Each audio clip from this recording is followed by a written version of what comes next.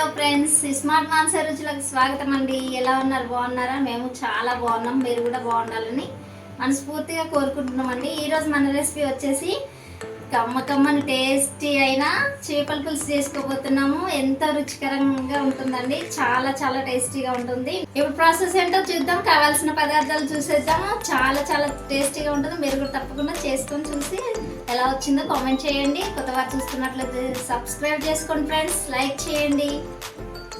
చూడండి, ఇలా చేపలు తీసుకున్నాను.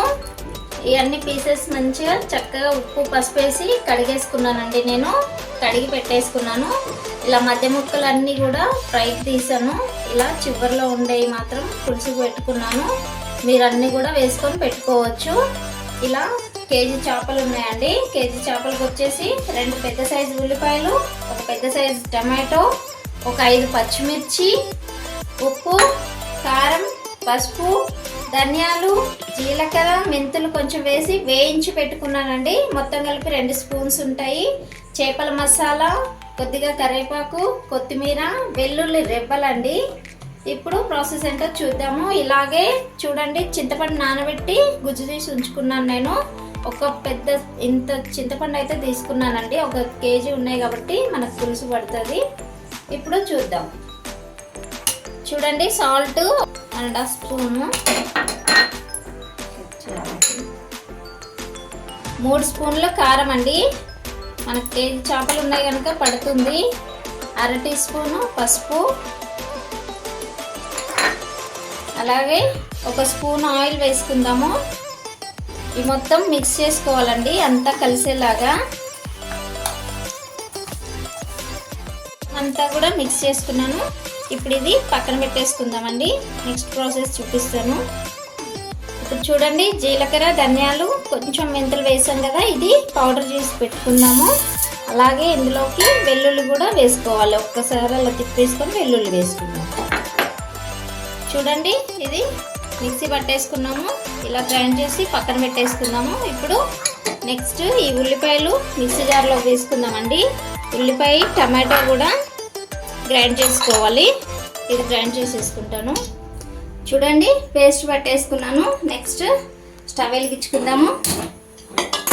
ఒక గిన్నె అయితే పెట్టేసుకుంటున్నాను. ఒక 3 టేబుల్ స్పూన్స్ ఆయిల్ వేసుకుందాము. చేపల కర్రీ కాబట్టి కొంచెం ఆయిల్ ఎక్కువనే పడుతుంది.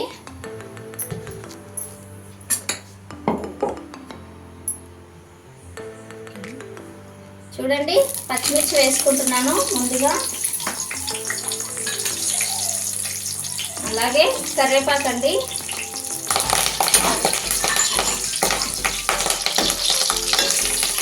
చూడండి, కొంచెం పచ్చిమిర్చి ఫ్రై అవ్వగానే మనం ఈ పేస్ట్ అయితే వేసేసుకున్నాము. Onion paste.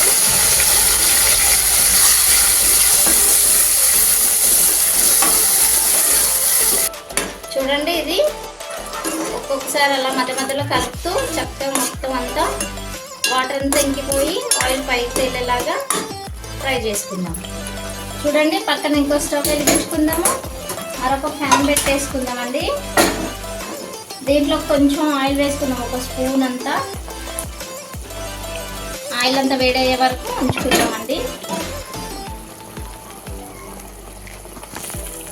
మనకు ఈ ఫిష్ ముక్కలన్నీ కూడా ఇలా పెట్టేసుకుందామండి. ఒక్కసారి జస్ట్ అట్లా ఫ్రై చేసుకుంటే చాలా టేస్టీగా వస్తుందండి.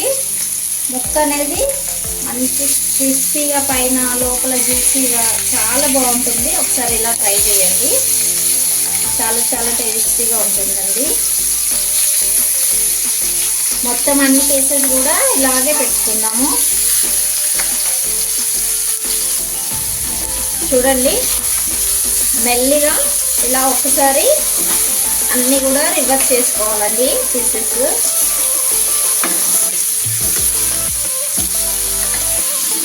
చూడండి, మొత్తం అన్నీ కూడా ఇలా తిప్పేసుకున్నాను కదా. ఇప్పుడు స్టవ్ ఆఫ్ చేసుకుందాము. ఈ మాత్రం ఒక్కసారి అలా అటువైపు ఇటువైపు ఫ్రై చేసుకుంటే చాలు, 1 నిమిషము. చూడండి, ఆయిల్ అంతా వదిలేస్తుంది కదా చక్కగా. ఇప్పుడు ఈ జీలకర్ర, ధనియాలు, వెల్లుల్లి కొట్టేసి పెట్టేసుకున్నాం కదా, ఈ మసాలా ఇందులో వేసుకొని కలిపేసుకోండి. మసాలా కూడా వేసేసుకోవాలి.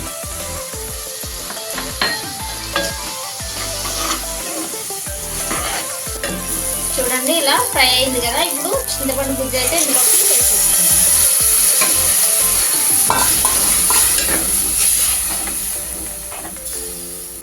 చూడండి, ఈ గిన్నెలోకి మనం మసాలా అంతా కలిపేసుకున్నాం కదా, ఉప్పు కారం పసుపు అవన్నీ కొంచెం మిగిలిపోతే ఈ వాటర్ వేసి ఇలా మొత్తం అంతా ఈ వాటర్ కూడా ఇందులోకి వేసుకుందాం. ఇప్పుడు తగినంత వాటర్ వేసి మరిగించుకుందామండి పులుసుని. ఇప్పుడు ఇంకా మనకు కొంచెం థిక్గా ఉంది కదా, తగినంత వాటర్ అయితే వేసుకోవాలి. ఇంత సరిపోతుందండి మనకు.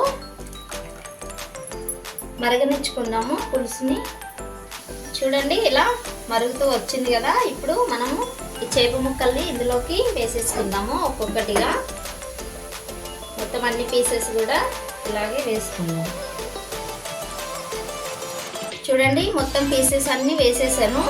ఇప్పుడు క్లాత్తో గిన్నెని ఇలా పట్టుకొని చక్కగా గరిటె పెట్టకుండా ఇలా తిప్పుతూ కలుపుకోవాలండి. మొత్తం అన్నీ కలిసేలాగా ఇలా తిప్పేసుకొని ఒక్క 5 minutes ఉడికితే సరిపోతుందండి, మనకు ఎక్కువ అవసరం లేదు. ఇక ఒక మీడియం మంటలో ఒక 5 minutes ఉడకనిచ్చుకుందాం.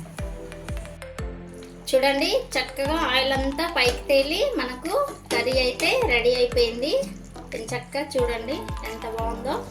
ఇలా మధ్య మధ్యలో పచ్చిమిర్చి కూడా చాలా టేస్టీగా ఉంటుందండి. ఇలా మనం ఇందాక ఫ్రై చేసుకున్నాం కదా పీసెస్, ఇప్పుడు నలగవండి. మనం అలాగే డైరెక్ట్ వేసుకున్నామంటే చితికిపోతూ ఉంటాయి. ఇలా ఒక్కసారి కనుక ఫ్రై చేసి వేసుకుంటే చితకవు, చాలా బాగుంటుంది కర్రీ. ఇలా ఒకసారి ఫ్రై చేసుకోవడం వల్ల చాలా టేస్ట్ కూడా ఉంటుంది పీసెస్. ఇలా తప్పకుండా మీరు కూడా ఒకసారి ట్రై చేయండి. మీకు ఎలా వచ్చిందో కామెంట్ చేయండి. ఇక లాస్ట్లో మనము కొత్తిమీరతో గార్నిష్ చేసుకొని ఇక స్టవ్ ఆఫ్ చేసుకుందాం.